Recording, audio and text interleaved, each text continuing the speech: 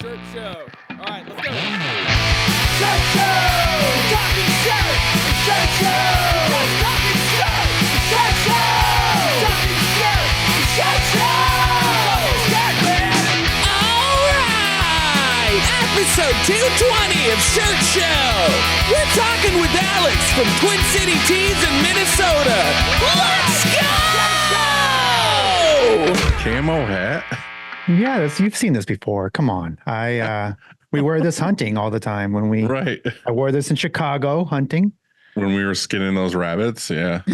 Yeah. Well, welcome back, bud. Look at you. Hey, look at me. Mhm. What's up? Like in the hoodie. What is that? It's almost like it's camo, but not. I mean, it is. Matches like, my eyes. You have green eyes. Yes, I do. Oh, why did I think they were blue? No, but seriously, welcome back. And Thanks. I'm sad I missed last week.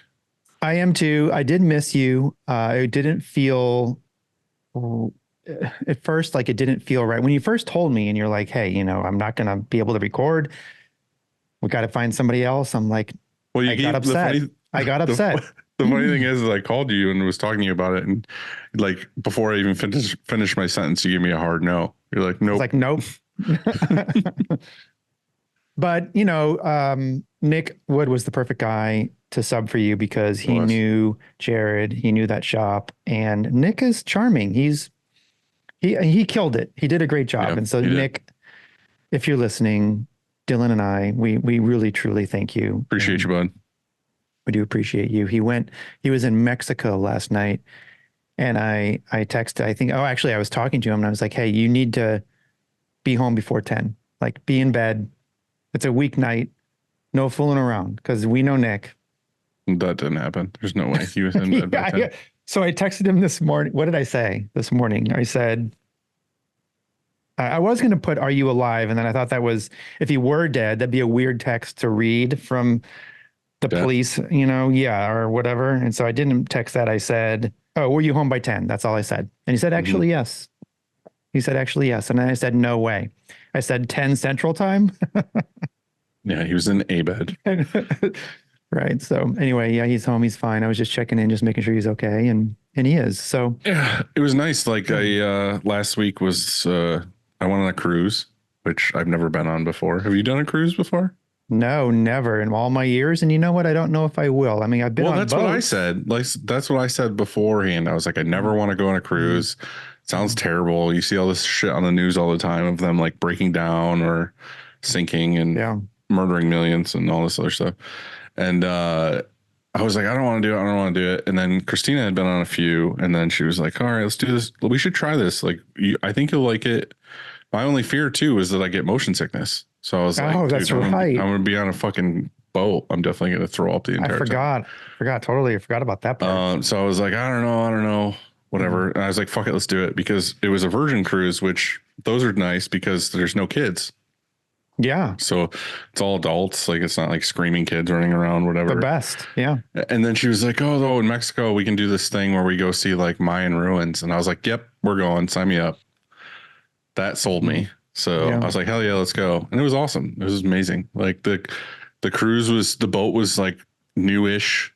And the entertainment on there, the food alone is like worth the cruise. Yeah. Like it's the all expenses paid type thing where, you know, you just. Well, you know me, like if we go to a steakhouse, I generally get like the fucking tomahawk or something, whatever.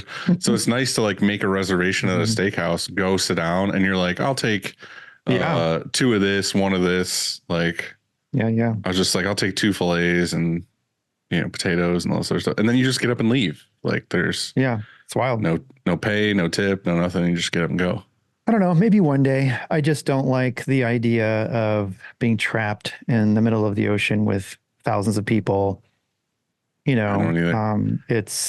That was my biggest thing. And then I did it. And now I'm like, I would definitely do it again.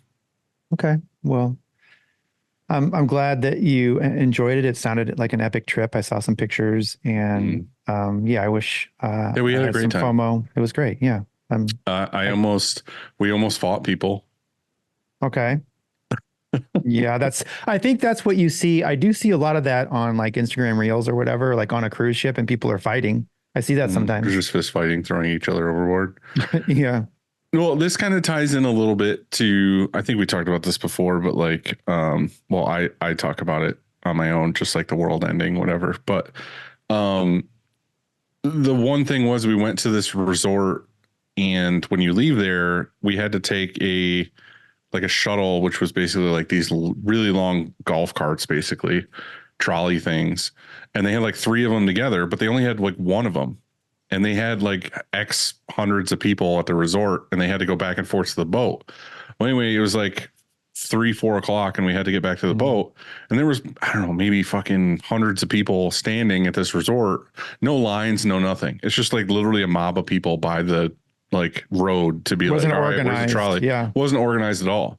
So anyway, we waited for, I don't know, 45 minutes or so. And then the trolley came up, and we were like back in line, and the chunk of people in front of us just like mobbed it and got on. Like there was no organization, no nothing. So anyway, we get to the front of the line. It was literally, you know how like if you're waiting for a bus or something and you're in line and you're like, fuck, I'm going to be the last person. They're going to be like, nope, you got to wait for the next one. Yeah. That's how it was. Like, it was like, all right, nope, you got to wait for the next one. It's like, fuck. So we're standing there like another 45 minutes or something. And the trolley comes up, and me and Christina are like, all right, we're going to get on this one, whatever. And we like go to take a step to like get on, and everyone behind us ran in front of us and like got on. And then we were like, well, I was pissed. I was like, dude, this is didn't get on? No, didn't get on. So I was like, dude, this is so fucking stupid. So here I am like fuming, like both of us are waiting, and the people next to us didn't get on either. And they were just like, all right, we're going to like human chain it. Like we're going to, next time this happens, we're going to get on. So we wait again, and then the fucking trolley comes back, and we go to get on again with a plan. Same thing happened. People rushed from behind us and got on in front of us. And I'm not going to push anybody out of the way. Like, I'm not that guy. I'm not like what I would see somebody who needed it and be like, oh, take my seat, whatever. And I was fucking pissed at that point. I was like, I like out loud was like, fuck these people. People are fucking terrible. Like fucking birds all over the place. Like, fuck this. I'm walking. So again, this is like 3 cars deep long or whatever. And I'm like, fuck it. I'm walking. It was like a mile or something back. I was like, fuck this shit. So I start walking like past the trolley. Christina yells back at me because there's one seat open. She's like, Dylan, come sit with me. Like, you sit and I'll sit on your lap. And I'm like, no, fuck these people. I don't even want to sit next to these people. Fuck people. Like, this is so stupid. Fuck these people. So anyway, she's like, no, come on, sit. And then some girl runs up behind Christina and sits down in that seat and is like, nope, they don't allow people to sit on laps, like with like a sassy voice or whatever. And I was like, dude, I hate human beings. Like, I hate people so much. So I was like, come on, let's just start walking. So we started walking. And we get like halfway there or whatever, and this dude pulls up in this golf cart, and he's like, "You guys got any cigarettes?" we're like, "No." He's like, "Oh, are you going back to the cruise?" We're like, "Yeah." He's like, "Get in." So I was like, "Oh, awesome! This guy's gonna give us a ride." Like 2 seconds in, we realized that there's like beer bottles everywhere in this golf cart. He starts swerving all over the road. I was like, "This guy's hammered." But other than that, like, getting back to the boat, like, other than that, the trip was amazing. But that was like the one time where I was like, I hate people. Like, and I say that to you quite a bit, and you're like, don't be negative and whatever, but like, it just makes me concerned for the world when shit happens. Like, and there's a whole nother topic here we could get into that's like kind of current news, where people are saying that like World War III isn't going to be fought with missiles or whatever. It's going to be like shutting down our power grid or something, and like people are going to die and lose their minds because no phone, no water, no power. And I was like, it's shit like that where people are going, like little instances like this where it's an inconvenience and people are pissed that there's no trolley. People lose their mind. What are they going to do when there's like no power for months at a time? They're going to fucking murder each other. Yeah. Wow, so many thoughts you went in. You have. I have Sorry, so many, I went deep. I have so many things to say, but I'll save it. It's a phone call. I think here's what I'll say. It all starts with a screen, and whether it's new stretches or restretches, Frank and his team do it the best. To find out more, go to graphicscreenfashion.com, FFFFF, rank.com, or greatfuckingscreens.com. That's right. The best. You know what? You're right, though. Humanity, it is, when you go out into crowds, everything starts to break down, doesn't it? Insane. It's insane. I was going to say, I saw, what did I see? I saw something that said that if we do lose power and all that sort of thing, 36 hours and it's chaos, like in the streets, like if the grid goes down and everything. And if there's something like any sort of, war or nuclear bomb or something like that, then 90% of the population of the US is dead in 30 days. That's it. But that's like what it's over. Not to get fucking cryptic and whatever, but it's like, that's the truth of it, is like, they don't have to drop a bomb. They just have to shut our power off. Let's not give them any ideas. Yeah. Cleaning screens is no fun, but EasyWay makes it way more funner. Their line of eco-friendly chemicals will make reclaiming screens a whole lot easier. Check them out at easyway.com. EasyWay. It's the easiest way, baby. GraphX is the source for production-ready digital art and remote art staffing. We use them every single day. They can help any size shop from just starting out to enterprise level. Learn more at graphicsource.com. Yes. And listen to the episode before this one with Nick. He is the graphic source man. Dylan. Yes. Dylan. Choosing the right emulsion for your shop is complicated, and that's why we love Chromaline. And we especially love Kev from Chromaline, and we love him so much we're going to have him on again here in a few weeks. We have to talk emulsion and other things because, like I said, it's complicated. And he's going to uncomplicate it for you. Yes. Go to chromaline.com to watch Kev's vids or contact him on Instagram at the Emulsion Guru to get the answers you want and need fast. Yeah. S&S has been our go-to apparel source since day one, with over 85 brands to choose from, including Adidas, Columbia, Independent, Gildan, and more. Check them out at ssactivewear.com. Yes, the best. So look, the weathered hues of comfort colors are inspired by nature, so it only makes sense that their dye process would be made with respect for it too. The Pigment Pure TM process produces earth-friendly colors by using 3 times less water, taking 40% less process time, and consuming less energy, and requiring 0 salt. And it's the best fucking shirt there is. 1717 all day long, baby. Look, Matthew Michael, he's a stud. I talked to him yesterday. It had been a while, and I missed his voice. And do you know what he told me? This is interesting, and I think you need to go to Screen Print GPT. He told me that he takes, well, there's 2 things I learned from him. One is that when you have green onions, you just cut off the root part and stick it in water. Like if you were to have this thing, you would have this with water. Cut off, when you get them home, cut off the bottoms and stick them in water, and they last longer. I'm sure he has that on Screen Print GPT. That's info. It's valuable info. And the other part was that if you feel like it, you can take them out, dip them in some salt, and just eat them like that. And I said, I don't believe you. And then he sent me a video. A savage move. He sent me a video of him doing it. There are too many videos on my phone and on other people's phones of Matt eating things. Yeah, that is true. I would agree with that. And a lot of times people are feeding him the things out of their mouths.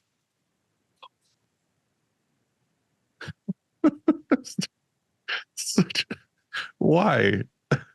I mean, Matt, I fucking love you so much, but so yeah, if you haven't tried it, green onion and salt, and just eat it like that. So if you have questions about green onions, you want to go to Screen Print GPT, and they're all there. If it's not for whatever reason, call Matt. Right. And while you're there, he'll walk you through it. And then if you have a question about screen printing, he'll walk you through that too. He's a great guy. Yeah. We don't talk about screen printing on this show. Have you figured that out yet? I know. Let's talk about the end of the world and how you're prepared. I have not prepped what you would consider a normal prepping, but I have some things. Do you have a generator? Like I'm not a prepper. Yeah, got a generator, but it requires gas. I need a what's called solar generator. Right. I mean, because think about it, the gas is going to get you a few days and then it's over unless you have a storage tank of gas because gas stations are going to shut down. Yeah. See, the hard part for me is that I'm in this weird transition because I'm already a prepper and now I have the opportunity to build a house. So now I'm like, fuck, like, what do I want to build into the house? That's like, you know, like I want solar and I'm like, oh, off the basement, do I build like this bunker thing? And like, where am I going to put all my storage for like water and food and everything? And like, I'm just planning for that now. And then there's these, it's, you know, it's one of those things like when it's on your mind, you see things all over the place where you're like, this is going to happen. So. Yeah. I think two things real quick. And those are one, I don't think I want to survive the nuclear blast. I think the world's going to turn to shit and I'll be one of the ones that dies. And then second, if I happen to live for whatever reason, I have lots of guns and lots of ammo and I'll just go take shit. I'll drive up to upstate and then you'll try to take my shit. Right? No, I wasn't going to say that. I'll just come up and defend your shit and you and I can live off the land. Oh, okay. All right. Okay. I'm down. I got a hunting. We can hunt. We can hunt. Right. You will let me in? Yeah, sure. Okay, cool. I've seen you eat. You only eat a little bit anyway. So it's not much. I don't want to drive across the country. That seems risky. And you're also like a gas tank. If you fill your gas in Manhattan, can you get up to where you live? Like in one tank of gas? Oh, for sure. Oh, well, then you have like 20 million people coming to where you live. Forget it. Right. You should come to St. Louis. You'll have a better chance. Dilly, who are we talking to today? Alex from Twin City Tees. Perfect. Did you like that? Was that good delivery? Yeah. That's the best. There he is. I've had all day. How's it going, dude? How are you? Good, man. I'm pretty good. I was literally on press until like 5 minutes ago. Christine was like, "You ready?" I was like, "Yep, just get the last shirts off the press." Is that normal? So, like, are you generally on the press? I really want to be, and I really like to be. Like, I love it. How do we put this? It's a lot easier at company outings after, you know, some beers have been drank that they tell me that they don't want me out there. And I get it. It sucks because I really love it. You know, I love like watching the colors build. I love like lining the colors up. Like I do love that, but I also understand like I'm a lot for a lot of people sometimes. I'm also really like an anxious person, so I probably drive them all crazy. But yeah, if so they were setting up 2 different jobs today and I was like, well, I'll just hop on and unload this job and we'll get like an extra half job out or an extra job out. And they're like, well, don't you got to go do that? I was like, yeah, we'll make it. But that's the nice thing about owning the place is that you can do whatever you want and they have to suck it up. Yeah, maybe. Yeah, I don't know. I'm just, I like to let them, I like to let everybody out there kind of like do their thing. And if I can not interrupt them or not like bother them throughout the day, I'm gonna do what I can do and hop in there. I'm really not a hands like in your face, like do this sort of thing kind of person. Oh yeah. So no. And you know what? They're perfectly capable. They're more incapable without me. I think it's just me in my head. That's kind of the thing too. And we had talked on this 2 episodes ago with Bruce and Steven about how involved we want to be or what our passions are and all this other stuff. And that's the thing though too, is like, I feel like the more I delegate, because they say you're supposed to be really good at delegating and you're supposed to give this to other people and let them do this and this. But the problem is like the more I delegate, the more I'm out of it. Yeah, exactly. And the more like the passion I had for this in the first place is gone because like I'm not out there pulling shirts off press. I'm not out there like checking things and playing with things. And like you said, seeing colors build and all this other stuff. Like I do still enjoy that shit. Like Bill and Brian are like my best friends and they're like managing the place now. And they feel as their managers and as my friend, they want to be like, no, like, go do your thing. Like, we got this. We got this. But I have to keep telling them, I'm like, dude, like, I appreciate that so much. Like, I really do. And I know what you're trying to do is not involve me in it, but I also miss it. Like I also want to do it. Like if I walk out of my office and I go into the shop and I start doing something, the first thing they'll do is come up to me and be like, don't worry about it. I got this. Like, you don't need to clean. Andy's talked about this before. Like, you don't need to clean screens. What are you doing clean screens? And it's like, I fucking like it. Like, leave me alone. Like, I want to feed screens to this machine. Like, I don't have to do this right now, but like, no, the dude's out sick. And like, I would love to just sit here all day with headphones in and like clean screens. Like, I'm usually the person that'll make our screens. To circle back to Andy's question, I'm sorry, you guys are going to have like a lasso to like pull me back in because I'm going to be like, woo. But to circle back, like, no, I'm not usually out there. I don't set stuff up. I don't mix colors. They're way better, all that shit, than I am. If I do anything, I hop on to help unload, or just something like that, or like hop in when they need to mix the ink or something. But I will regularly like image screens, wash them out, and like, because we like all of that stuff's pretty automated for us. And just Dylan, like you said, like, I don't know about you guys, but I go crazy on my computer. Like, I can do it for a little bit, but after that, I like leave and I like can't talk normal. I'm like, dib. So I love just being like in the screen room in the washout area, and I put, Dylan, you're much more polite, but I put mine on a loudspeaker and I'll listen to my music.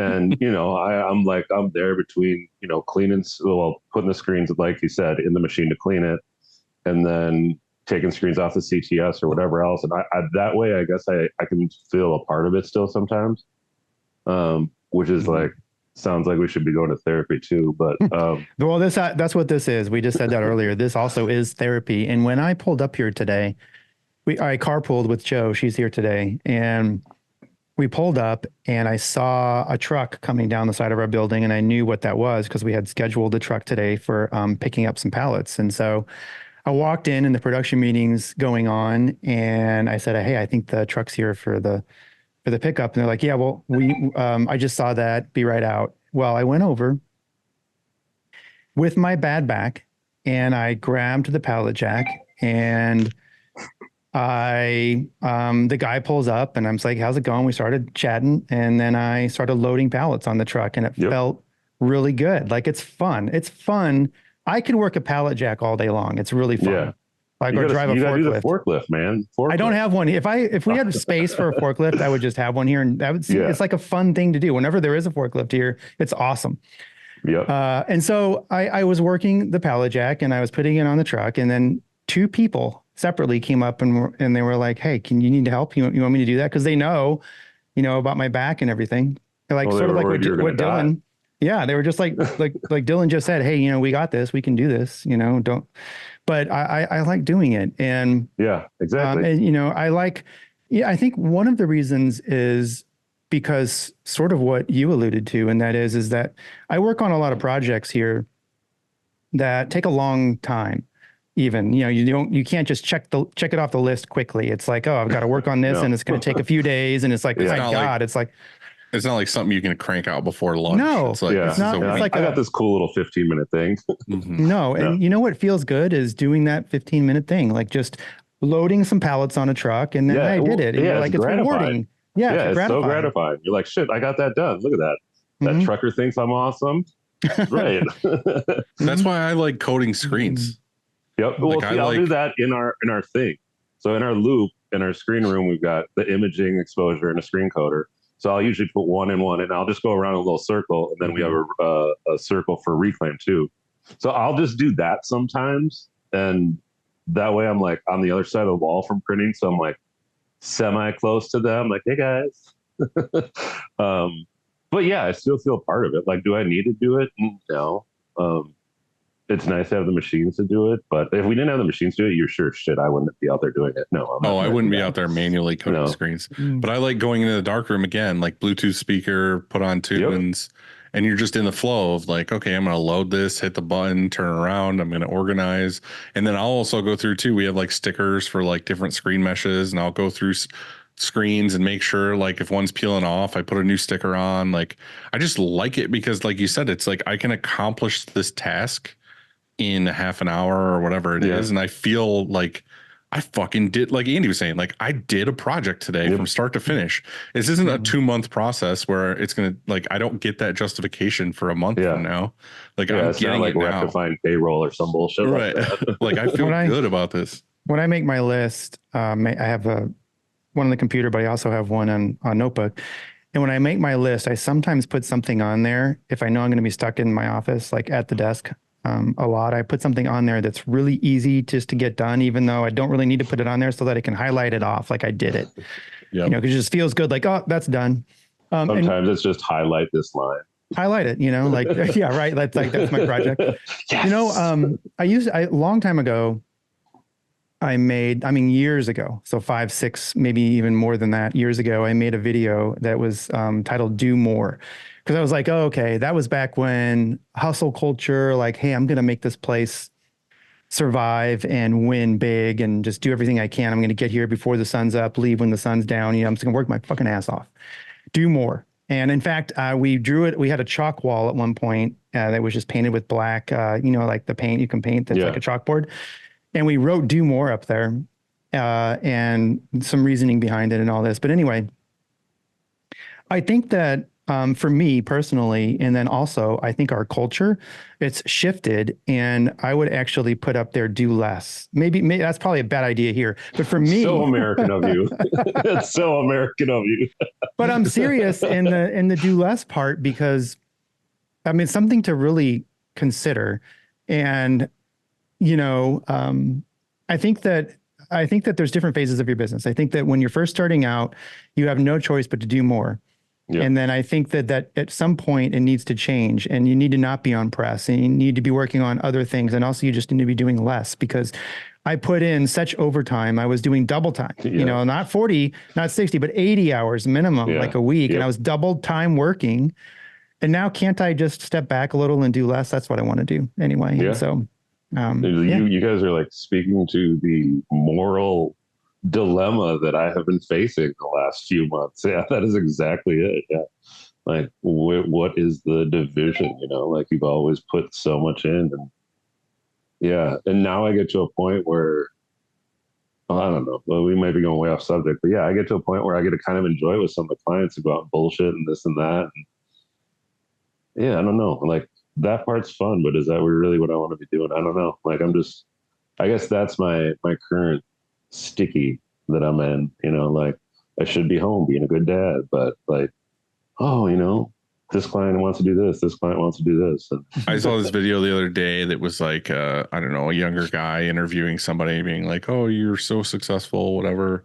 Like, what's your best advice or something? And basically he said, like, there's so many people that get into business thinking I want to be a business owner. I want to have all this money and I'm going to have all this time to travel and do all this other stuff. And it's like, that wasn't my experience. And that didn't seem to be Andy's experience. And I don't know if that's your experience, but like, I did the 80 to 100 hours a week forever. And I lived and breathed the business. And I don't do the credit thing. I generally pay cash for everything. So like I took all my extra money I made in profits and I put it back into the business to buy new equipment and the building and all this other stuff. And like, the truth of it is there was no plan, but like I grinded it out doing that for about 10 years. And that's what this guy in this video said. He's like, if you fucking put your nose down, and he's like, there's so many people that think, oh, I'm going to go to little Timmy's birthday and I'm going to, take 90% of the profit and go on this trip. And I'm going to be doing this and this and this. And it's like, you kind of aren't going to get where you want to be if you're going to live that lifestyle. Like, and Andy made the point too, is like, we just had an episode the other day with people that was like, they knew what they want out of their life and they knew that they could part-time travel and part-time work, and that works for them. They must have been brilliant. But it's just them, it's not like employees in a shop. It's like they work out of their home and all this other stuff. So like that works. But like at the time you're like, I want to grow this into a business with employees and multiple presses and this and this. And it's like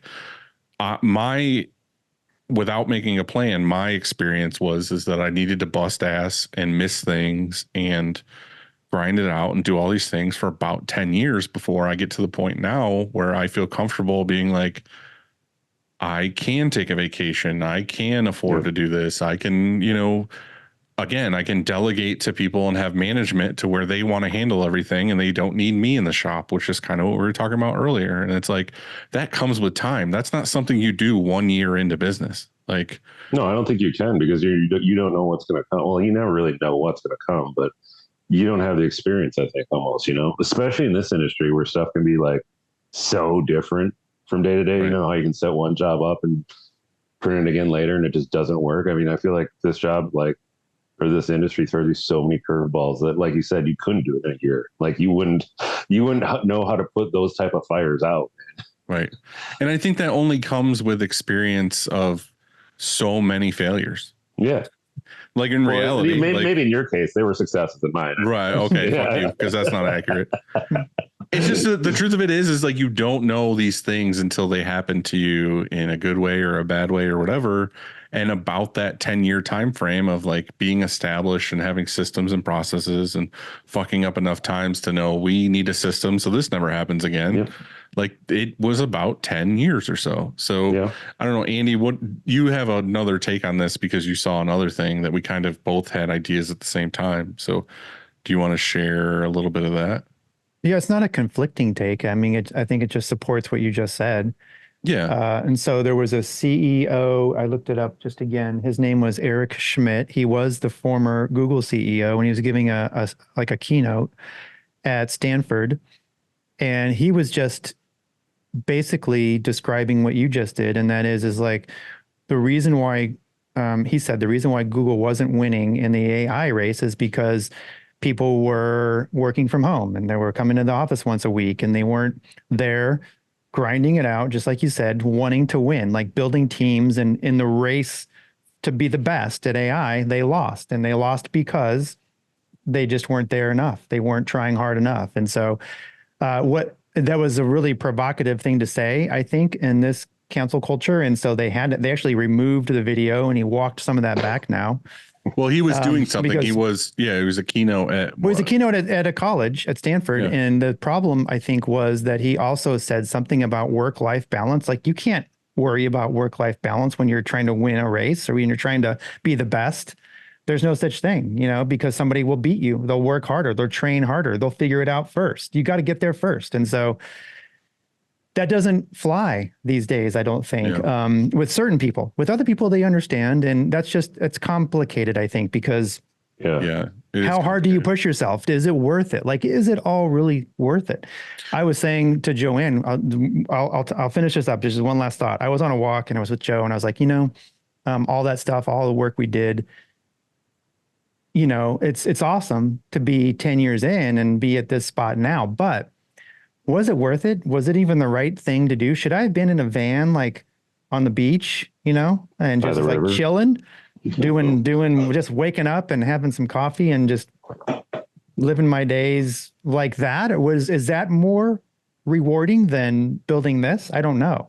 And I'll be honest, I don't know the right answer. I just know that at the time where I was in my life and the way the culture was and everything at the time was you need to bust ass all the time to get to where you want to go. And I feel like I got where I wanted to go. But like you said, you look back and you're like, was that the right thing to do? And there's a lot of things that are involved in this. Like nowadays, people are openly talking about better ways to have work-life balance and manage things. And I feel like it's more, to be completely honest, it's more of a thing now where men and I guess women too can openly talk about feelings more. And like, that was a huge problem I had for my entire life, was just like, nope, there's an issue or you have a conflict, stuff that shit down, have anxiety, fucking feel like you're going to die, all this other stuff. And it's like, what is the right thing to do? Do you have a limit where you should set work-life balance? Should you do this or not? But I do know what actually worked was I fucking grinded it out for like, and now it's 17 years, but like about 10 years in, I was like, all right, I can comfortably do some of those things that I missed out on for the first 10 years. Yep. So what is your conflict that you said you were sticky noting that right now? Like, what is your story? I guess mine is more of a, maybe I need to grow up as a person. So I live like 35 minutes from the shop or so. And so we've got a whole bunch of brewery clients and other stuff like that. So when I go hang out with these people, a lot of the times, not really going to be driving home. And that doesn't, I got 3 kids at home and a wife that like I would be screwed, like if she didn't hold everything together. And I used to never want to go out with like, because I'm pretty. The people, I don't know, people watching this, if you know me, they probably won't think this, but like I'm usually pretty introverted, but like at trade shows or whatever, like talking to people about something like this, like I feed off that, like that recharges me. And up until about 5 years ago, I hated going out. Like with my friends, it was fine, but anybody work related was just like, no, I'm going to do something dumb, or no, that just won't be cool. And I don't know what switched, but I just got to a point, and maybe it's just being relaxed, or maybe it is just knowing that especially if it's clients, just knowing that I've got their best interest at heart, so I can just be me. And yeah, I've just started to have like a lot of fun doing that. And yeah, unfortunately, I probably should have done that when I was younger. I don't know, dude. It's probably just like a classic, like, grow the hell up, like I always told my wife in my head, I am 27 years old, like do not tell me otherwise. And like, I don't know, about 4 or 5 weeks ago, I was like, okay, I will give you 32, but not a day over 32 will I give you. And just slowly up it. Yeah, and I'm 41, but like I don't feel like, like I still love going and doing stuff like that. And I guess, yeah, like, it's like, well, if it's work related or is it not? Or like, do you like, I don't know. And maybe I should just like take everything easy, but I dive in with both feet with things, dude. I'm not like let me just kind of see. Like, I'll just be like, yeah, man, let's go have dinner. Let's talk after dinner. A place to hang out after dinner. And then all of a sudden it's 11 o'clock. I'm like, well, guess you didn't think this through. Mm-hmm. But do you think you would, if you had that mentality, that I guess that's the question, is like, if you would have had that mentality in your first 10 years to get to where you are, would you be where you are? I don't know if I would have had the confidence at that point, or I don't know if I just mentally would have been like mature enough at that point. Like, dude, so all I've done, like, I started working at a screen printing place when I was 14. And the only thing I've done my entire life is screen printing. And then, like, for about 6 months while I worked at that screen printing place, I also washed dishes. So I got that under my belt. But how did you wash dishes at a screen printing place? They were right next door to each other. Was it a screen printing shop and a restaurant? No, but they were right next door to each other. So I'd leave one and go like do the dinner shift at the other one, or breakfast at the other one. Nice. No, it wasn't. But I was also like 15, so it is what it is. Well, Andy, you have kind of like almost like 2 lives worth of experience on this, because you had a shop and then you started over again. And then, like, how does that work? Do you have the same mentality of how you were grinding for the first one and then you just kind of rinsed and repeated for the second one? Or did you have a different approach to the second one? Wow. That's a good question. Or did you learn things from the first one when you opened the other one? Well, I'm sure you had that, but I'm just saying mentality of like, you were like, nope, this is what I need to do to be successful, because this is what I did the first time. Because the first one was a success. It's just you had to start over.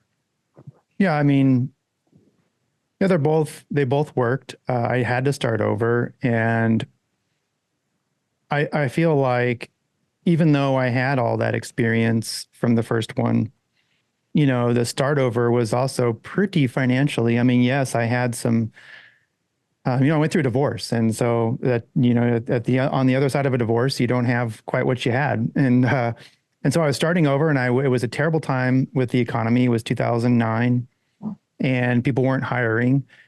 And I only knew how to do one thing. I had done this since college, and this is what I knew how to do, is screen print. And so my plan wasn't, though, to start another shop. Like, when I was going through that, I didn't know what I was going to do, but I wasn't going to be like starting another shop, because I knew what that took. But no, like I said, nobody was hiring, and this is what I knew how to do. And so I said, okay, well, I guess that's what it's going to be. And it was very different than the first one. And even though I was, like I said, I had experience and I was older, The challenges were different. And I've said this before. If I were to give somebody a blueprint of how my first shop made it and how this shop made it, and they were just to follow it exactly, it doesn't necessarily work out. Because what worked, like I was taking out phone book ads, like that was how you got noticed. Yeah, because there was no such. You remember thing how as tacky Google. the salespeople were for phone? It was awful, and it cost a lot of money. But a ton of money, dude. If you wanted exposure besides your sign, then that's how you did it. And so, like, for sure. If I were to tell somebody the blueprint of success is taking out a phone book, a yellow page ad, they'd be like, "Huh?" And so like there's all sorts of stuff like that. People don't even know what the yellow pages are now. Well, except for like really short people when they need to drive, they still sit on it. Exactly. So I mean, I don't know. It was it was exciting starting over, and starting over this time was just a whole different feeling, and it was a different time in the world. And so I had to learn SEO, and I had to learn how to manage people better. I knew all these things, because I was growing up. Because you said you were 27 in your head, I was like 17, and so I was like, I had a whole lot of growing up to do. And so, and I still do, but it's, I think we talked about this last time, the time before, that like this place has informed me on how to be a better person, and just living out in the world has informed me how to be a better shop owner guy. Treat people. Yeah, I feel like. Yeah. So I don't know. I have a question for you all though, and that is something that happened to us here. Did you want to add something to this, Dylan? Because is it okay? So I have this question, and this happened here this week. And I think it's, I don't know. I think that it would be a good topic to cover. And that is we print for a certain customer every week. And so we're delivered some shirts every week. We print them, they pick them up and drop off at the same time the next week's work. They're a very good customer. Nothing usually ever goes wrong, but this time it did. And so we had 5 screens set up on a press, and we compared our test print with the original that they provided, and there was a size difference. They provide all the art, so we take the files and we wax our screens and expose them, right? Set them up on press. Well, so it's completely on them. And so I get I wasn't here at the time when that happened, and I get a message in our like our Slack, call it. Says, Andy, this happened, cost us an hour and a half. Do you want to invoice them? And because normally they would just fix it and I wouldn't hear about it. We'd move on.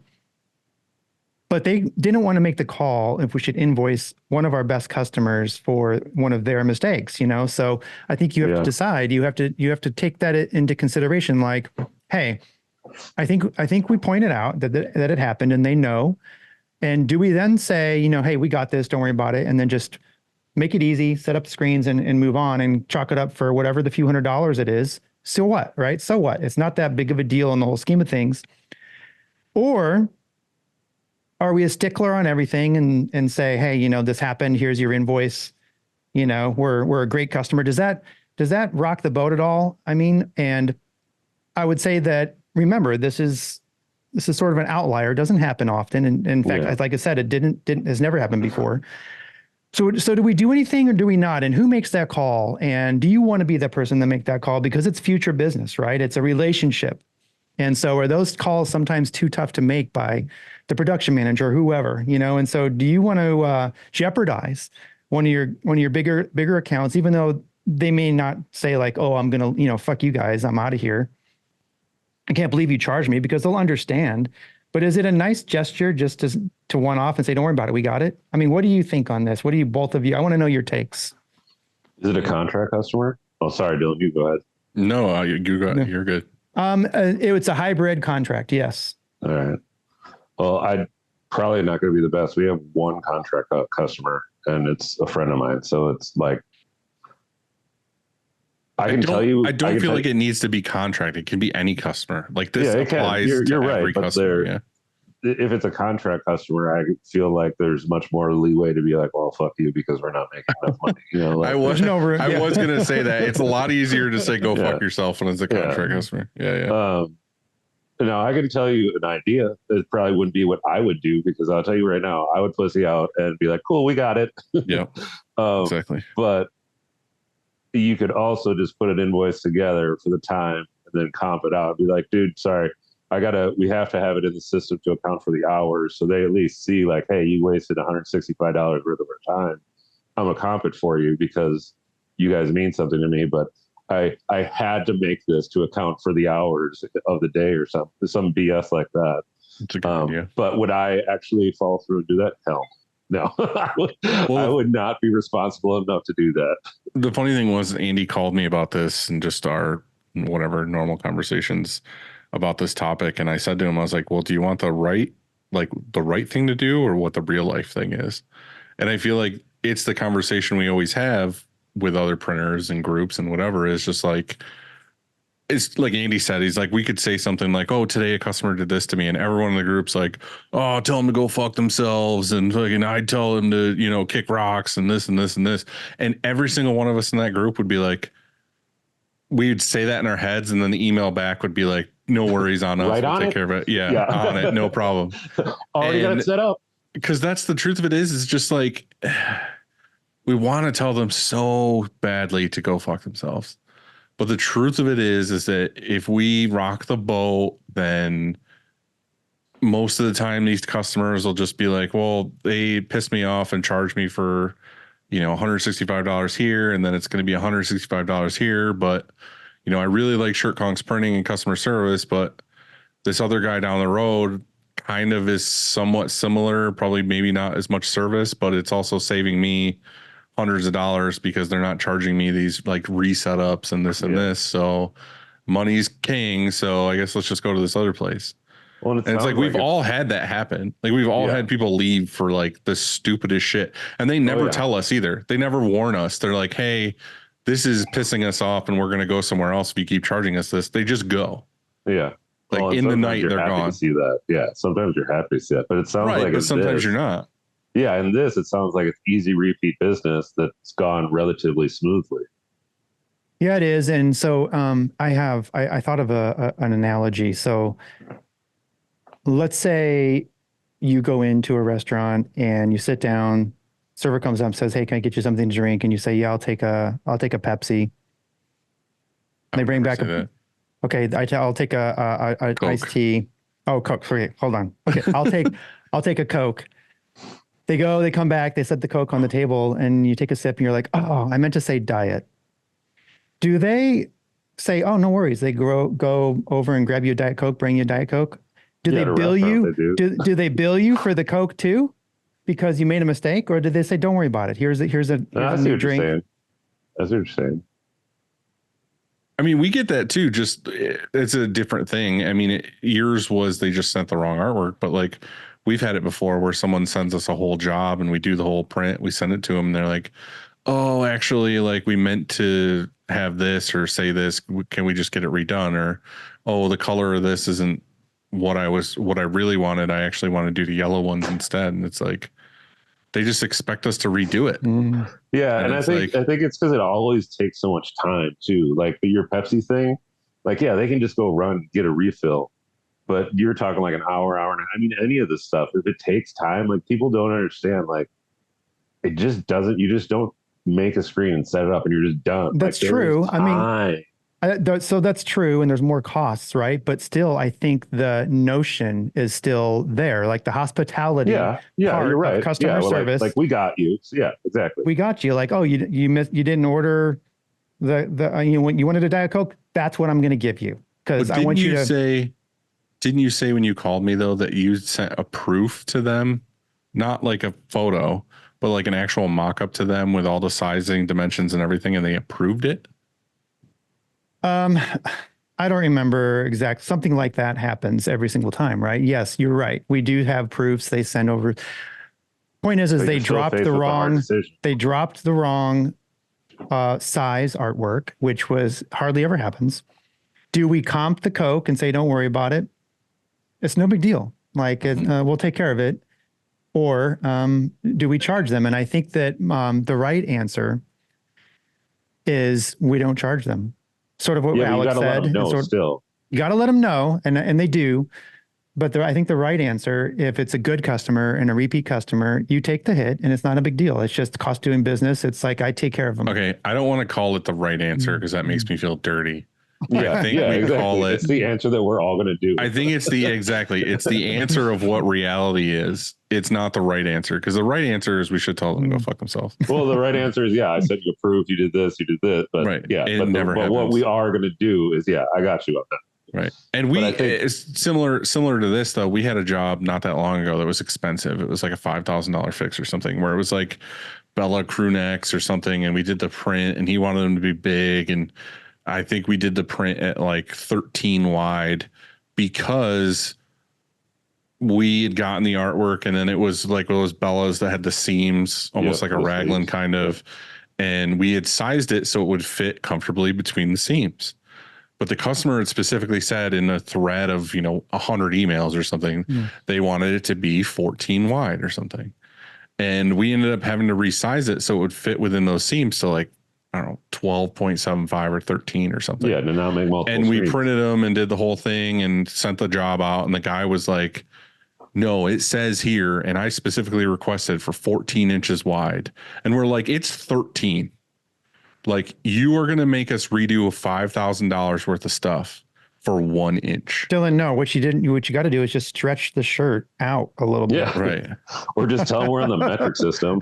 Like, listen, dude. But again, the only reason why I agreed, I would have definitely told that guy to go fuck himself. The only reason why I agreed to it is because he had it in writing that he wanted it 14 wide. Yeah. And I'm like, that's us. We fucked up. We should have the made it breakdown 14. there would have been, hey, it doesn't fit on your smalls. Yep. Right. But again, it should have been like you said, like it should have been a discussion of like, we will do this for you, but you did agree to the mock-up. You did this, so this wouldn't happen again. But he specifically said 14 and we made it 13. And that's where I was like, fuck, redo it. Let's do the whole thing. And we made it like right up to the seams where we normally wouldn't do this, but and they probably look doggy, didn't they? They look shitty just because it is what it is. But do you think that that's he got his always extra inch? Yep, he got his extra inch, and that's all that matters. Do you think that's always been your answer, or has it come with experience? So like in the very early years, do you tell the customer to get fucked, or do you right away out of the gate, did you have the wisdom and the business acumen to say, okay, we got you, I'll take care of it? Did you always know that? Again, do you want the truth or do you want what really happens? The truth is, in the beginning, I don't have the money to redo it. In the beginning, I say, go fuck yourself way more because I have no other choice. Like if that dude would have wanted in the beginning, that $5,000 after he paid for that order would have been gone because I was check to check. I was robbing Peter to pay Paul in the beginning. I was doing all that stuff. If they would have came back and said, I want these redone, I'm like, I don't have fucking money to redo these. So no, you're not getting an extra inch and you can never come back here. I don't care because I can't afford to fucking redo this. Now I can, but like, I think it's out of necessity. Like, I can't help you out. Yeah. Yeah. It's tough. It is. I mean, I think I would have gone the other way, actually. I think like I've always been a pussy when it comes to dealing with customers, and that's why I don't usually do it. And I think initially, like first when I would open it, I'd be like, oh, yeah, I messed that up. Like I'll figure out a way. And I think more and more now, just because we put so many things in place, like sign off on the artwork approval, so we have 8 phone lines. We do not answer a single phone. We haven't answered a phone call since we moved almost 2 years ago. The phone doesn't even ring here. It goes directly to voicemail and says you have to leave a message, because if you're calling a visually intensive industry to talk on the phone, first fuck up right there. We've already determined we don't want you as a customer. And so, I mean, there's all these checks. I love that. Well, no, we've done it before because like people will call. I agree. Like, yeah. So my artwork, it's like, cool. Can I see your artwork? No, I can't. We're on the phone. You're wasting both of our time. Or the person that's like, oh, white's a color. Yeah. I don't agree with this, but that's okay. That's okay. Well, you don't, but you and I have totally different customers. If somebody walks into, if somebody comes to our shop and comes to the front door, they see a sign that says walk to the back. So they have to walk to the back door. And then if they walk in the back door and they flag somebody down, they get handed a business card and said, our customer support is all through email. And I know that's totally different from how you guys run yours, but I have zero desire to deal with people that walk in. Like, the idea of that, the idea of putting numbers on somebody's team, I want to vomit. Like, no, not going to happen. Like, we don't do, you know, I feel that, but I understand. I think that, I personally hate when I try to get a hold of a place and I go to some voice system. Like that's the worst, right? So I'm not going to do business there generally. I'm doing what I hate. I don't doubt it, but I'm also doing it for the reason of filtering out the people that we want to deal with. I get it. I get it. Don't want to deal with. I like it. I mean, I want to convert that right now. When we get off this episode, I'm going to go and say, don't ever answer the phone again. But it has to go to voicemail, because then they have to feel somewhat like, you know. I want to be the middleman here and say that I agree with both of you, but I do think, again, in the sense of systems and processes that you learn over those 10 years, back to what we were talking about before, is I will do a phone call with a customer that talks about sizing and they talk about colors and talk about whatever they want. Rule number one is to send a follow-up email immediately after that phone call with what you talked about and get them to approve or agree to that. Because the last thing you want, all of your time again.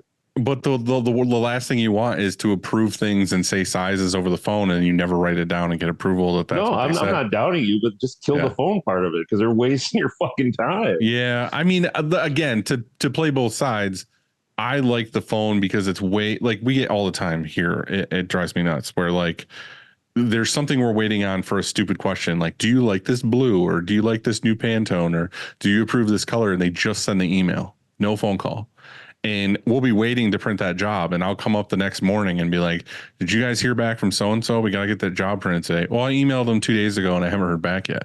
First thing I do is, what's their fucking number? And I get the number, I call, they pick up, and they're like, yeah, I like that blue. I'm like, okay, cool. I hang up the phone. I'm like, see what we could have done 2 days ago? Well, Alex said, but then you don't have it the phone.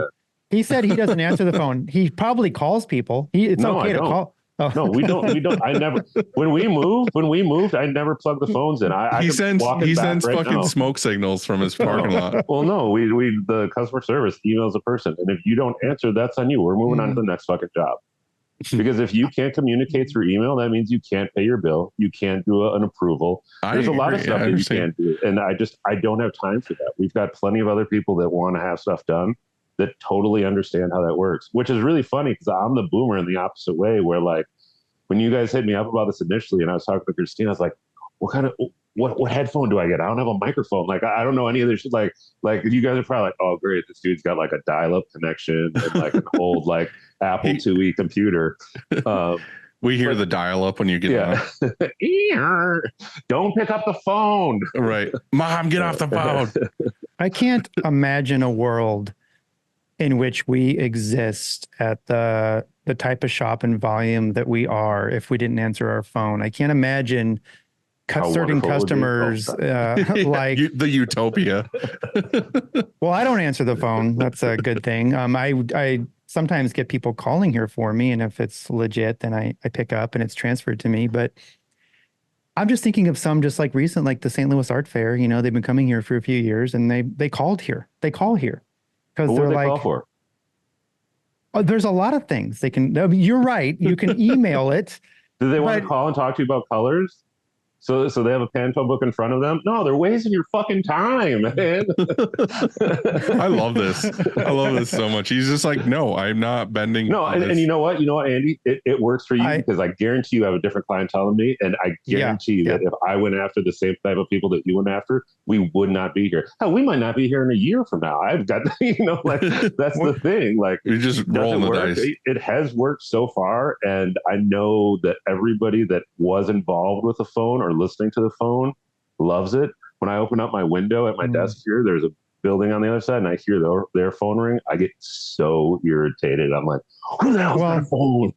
I think that we spend a lot of time when we're just starting out and we're launching our companies, creating this magnet. And the magnet looks a little bit different. And you've drawn people to and attracted certain type of clientele. And then we do the same thing. And so because of our business model and because of how I know past customers and current customers, that magnetizes other of the same type to our shop. And so, I mean, it works. And I think a lot of your customers wouldn't come here. They're like, we don't like phones. None of them would come there. None of them, not a single. So, I mean, it works, and we could coexist probably in the same city, even, because they're just different type of customers. Could. Who knows? But to like, I didn't always used to be such an asshole about it. Like, there's a reason we have 8 phone numbers. Like, we had multiple locations, but like, I wanted to make sure that the line was never busy, and I wanted to have one of our phone numbers has the word T's in the end of it. Like, so there's a reason. Like, we did use the phone until it was like nonstop digitizers, people asking stupid questions that would eventually turn into, what's your email address?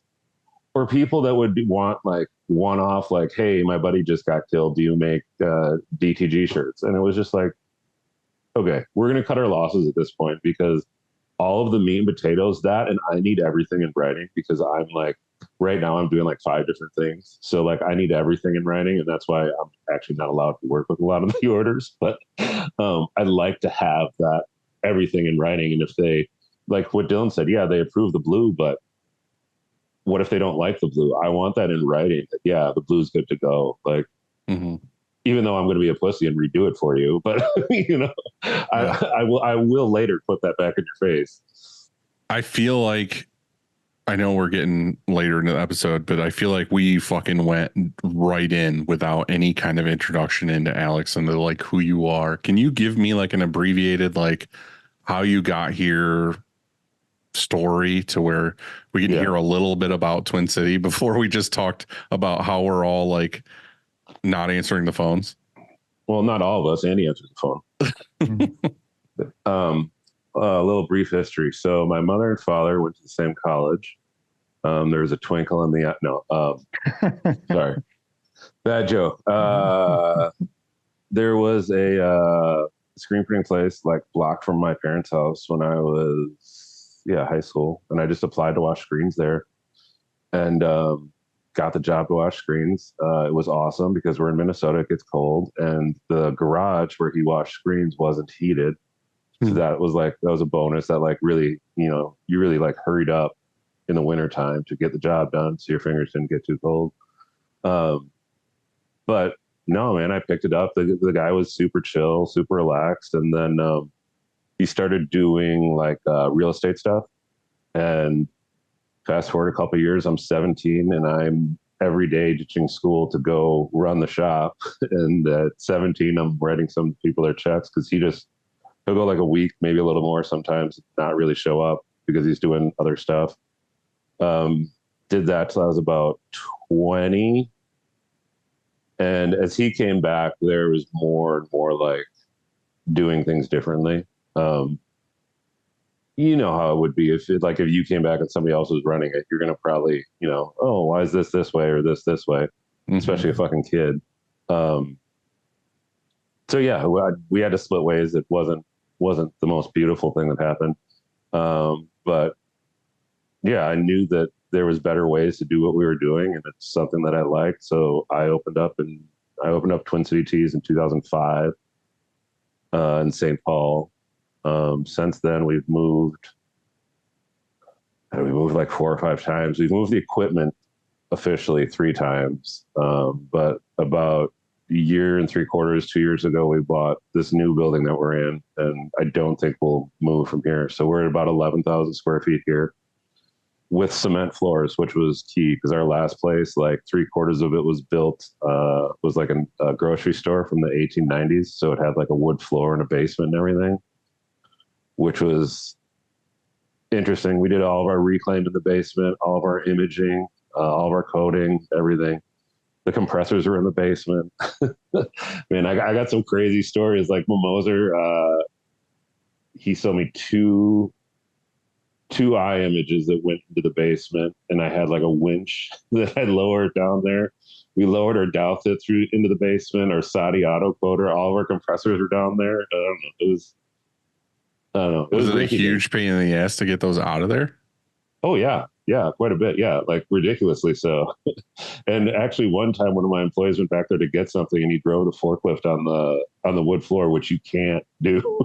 He was like, "Oh man, it cracked a lot." I was like, "Dude, Eli, I'm surprised you're alive, too." Like, yeah, there's no reason that floor should have supported you. Yeah, we had that here. The bay where we unload boxes and everything, that's all built up out of wood because it went all the way to the ground, and my whole building's like 4 foot on stilts. So from that platform, it's like 4 or 5 feet down. And me and my dad had just finished rebuilding that floor, like just built it. Yeah. And like the next fucking day, I had a Sprint dryer delivered in through that door, and I jacked it up like that center section, the old ones especially, super heavy. I don't know why we did this, but it was the only option we had. I wheel it out of the truck down to the ramp, and it went right through the floor. Oh man. Like the front of the fucking crunch right through, like brand new, just built it, fucking smashed into the floor. So it was fucking ridiculous. But anyway, the truck driver would be like, I'm not signing for this. It was already in the building. He was like, all right, I'm out of here. See ya. Like literally in the building. Yeah. So I guess about a year, we'll call it 2 years for the ease of math. 2 years ago, we're here, and I don't know. It's expensive, but I freaking love it. We're in Minneapolis now, so we switched. We hopped the other side of the river. For a while, it was pretty cool. We could say the best shirts on both sides of the Mississippi. Oh, the Mississippi separates St. Paul and Minneapolis. Sorry for your little geography there. Yeah, I don't know. We're tucked back in kind of a little industrial area. I'm about 200 yards away from the UPS hub on the same street. So that's nice. Loving it back in this little like industrial area here. Yeah.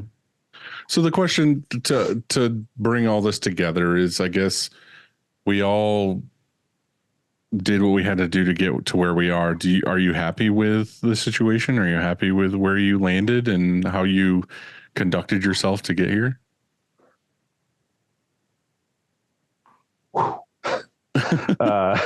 You could just nod. Yeah, I am. So we're like 97% probably more discharged. Like in a really busy week, we might touch 2 plastisol screens, maybe. So we're like, that's what people like. With what you're known for. Yeah, I was missing the word for a second there. Sorry. Anyways, so people sought us out for that, and that's not an easy thing to build on. Like, there's so many variables. But we'll run. I mean, before I came in here, when I said I was on press, we were just running like a 7-color one, and yesterday we did like a 8-color sim process, and they're all discharge jobs. So you got to hit the Pantone colors.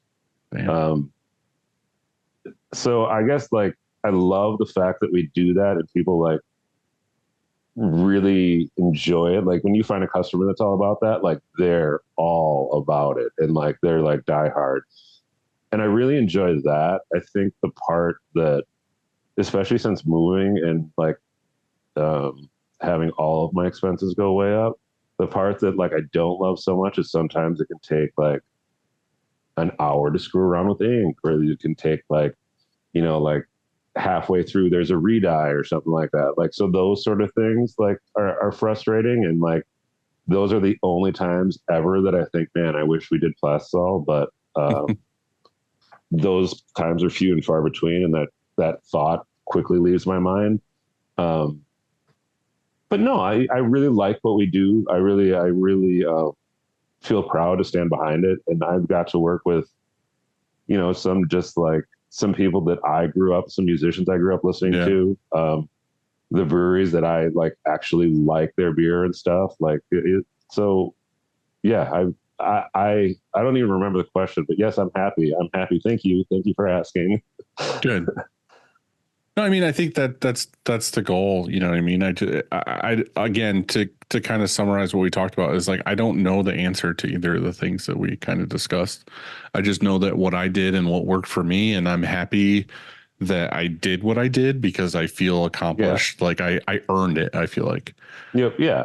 Yeah. Like what the things that you did have to do got you to where you are. And yeah, I'm glad I did them the way I did. Like, yeah. If that answers your question adequately, but I feel I also don't know if that's necessarily the only way to get here or the right way to get here. But I do know that does work, and it worked well for me, and I'm happy to do it that way. And I will gladly advise or teach others that method. I just, you know, nowadays, like Andy said, there's all these other approaches of work-life balance and all this other stuff is like, I have no idea how that works because I did not have work-life balance for a long ass time. See, and I used to be like, I never go on social media. Like, I guess I know what our last few posts on our social media is, but I don't do it. Like, I never go on social media. And I'm from the era, like, I was on the old school forums, like the message boards and shit. And I would leave work and I would come home and I would spend like hours. Like, what was the old one called? The Screen Printers message board or something like that. It was like the old school. Well, there's t-shirt forums and no, the t-shirt forums was bullshit always. But like, it was the one that was like before that Hirsch ended up buying at one point. And then I don't know. Oh, I mean, this was years ago. I was on a few of those, but I never super paid attention. The one back in like 2007, I want to say maybe, that I loved was empties. That was all like artists and t-shirts. Oh yeah, I know what you're talking about. Yep, yeah. Yeah. There wasn't as much empties and then minties, and then there was t-shirt forums, and there was the shirt. Well, the shirt board came out of like the ashes of the original, like, I forgot what it was called. I think it was just called Screen Printers Message Board or something like that. But right. I mean, that I lived on because you would talk, like, you'd have people like Richard Grieser on there and Kudre would pop on. And I talked to Rich Hoffman all the time on there. And Rich Hoffman would be like in so many different conversations with us. It was so amazing. And I loved that. And then as that started going away and people went on Facebook, I started going on Facebook with it, but it just consumed me too much because, like, this is all I know. And like, I will just like delve into any aspect of it to learn it. And I think at that point I just had my second kid. Well, I didn't have the kid, my wife did, but I was realizing that I was spending way too much time digging around on that. And I was like, I just got to cut it because I'm not good at moderating myself in terms of that. Like, I'm usually an all or nothing kind of person. And I would just be like, well, you guys know there's so many of those groups on Facebook that I would just be in there. I'd be like, oh, this, and this.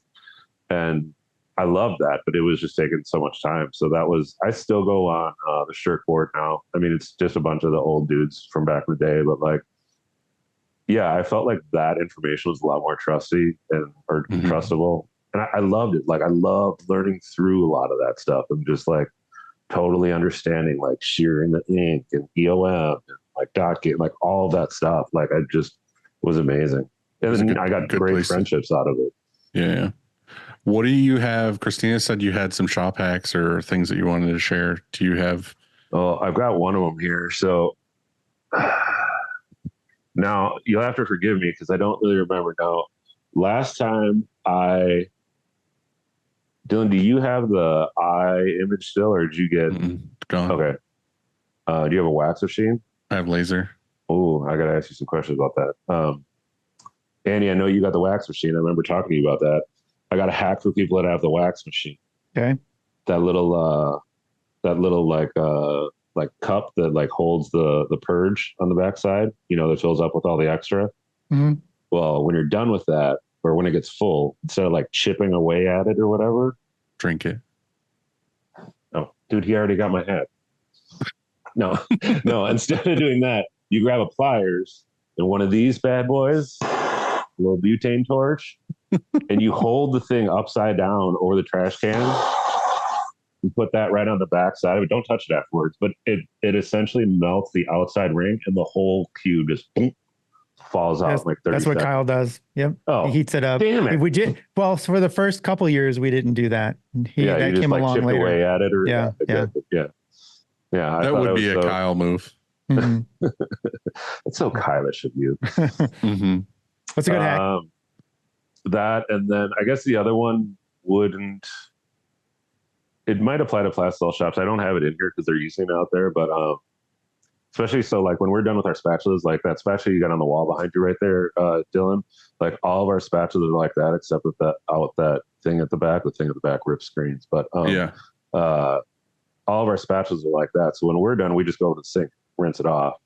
So we've got always a ton of spatulas that are just drip drying. So we just took a gallon bucket and ran it across a table saw with like an inch in between. And so there's just slits in the bucket. And then you turn the bucket upside down and then you just place I'll send you guys a picture. I see. I know what you're saying. Yeah, but then they just sit there and drip dry. Nice. Well, the nice thing, you can do that, yeah, because it's water based. Yeah, but the other thing, and like I haven't looked that much for it, but it was a big thing during COVID when everybody had those wet wipes or like wipes to get rid of COVID. There was some wipes that Menards sold. I don't know if you guys got Menards out your way, Dylan, or not, but it's just like I don't. But I actually just ordered something from Menards. Yeah, you gotta love yourself some Menards. You do. Yeah, exactly. All right.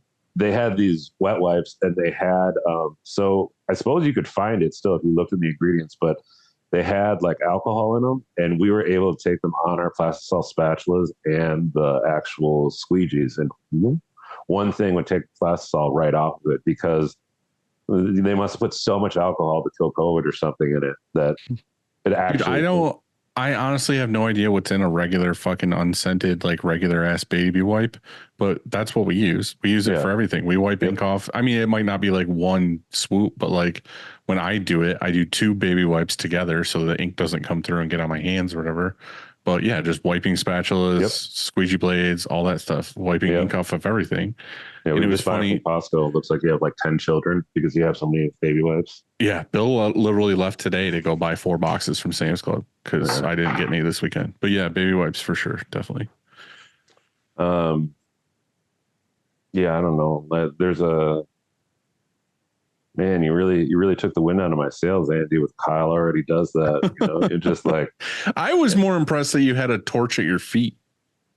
Oh, dude, I had props just in case, you know. Like I've got 2 drinks here. I've got an orange in case I get hungry. I didn't really know how this was going to go. You were prepared. Yeah. Well, we're glad you got on with us, dude. I'm glad you don't answer the phone and you've come this far, and you're still here without the phone. Well, yeah. I mean, you guys, if you ever come up to Minnesota, and I guess anybody that's like wants to, I'm always open to have the shop open. Like we use Northwest Graphic. You guys talked to Eric like on an earlier episode, I'm pretty sure, and he's one of the sales guys there, and they'll use our place as a to show the machines off or something like that to people. And I'm always down to, like, it's weird because like people locally don't always want to come, but I'm more than happy to shoot the shit with people. And yeah, typically what'll happen is I'll get all my stuff done and make sure there's beer in the fridge, and then we'll just hang out and shoot the shit. Right. So you just want that liquid courage and that conversation to happen. Well, I think initially the beer just takes away the anxiousness, because I'm usually just such an anxious person, and it's like you get like half a beer and it just like takes away that initial like, oh my god, are they gonna think I'm dumb or whatever the anxiousness is, you know? Yeah. Alex, I love this episode. I've learned to not answer the phones. I've learned to do less and tell customers to go fuck themselves. I mean, this is like a 1, 2, 3. That sums it up. It sums it up. I just learned it from all of you guys, and it feels good. It feels really, really good. So I appreciate it. Hearing that's all that I am is fuck you. Don't answer the phone. No. Not you. Us as a collective. That's what we need to do. We all came to this conclusion, and I hope everybody doesn't mind it. I hope it works. I hope it works. We don't know. We'll see. You can always adjust and figure do the other thing. So. Yeah, we'll talk in a couple months when I start answering the phone. We'll get a telegraph machine, you know. We'll see how it goes. Yeah. Well, thanks, Alex. We appreciate you, dude. We'll talk to you later. Later, dude. See ya.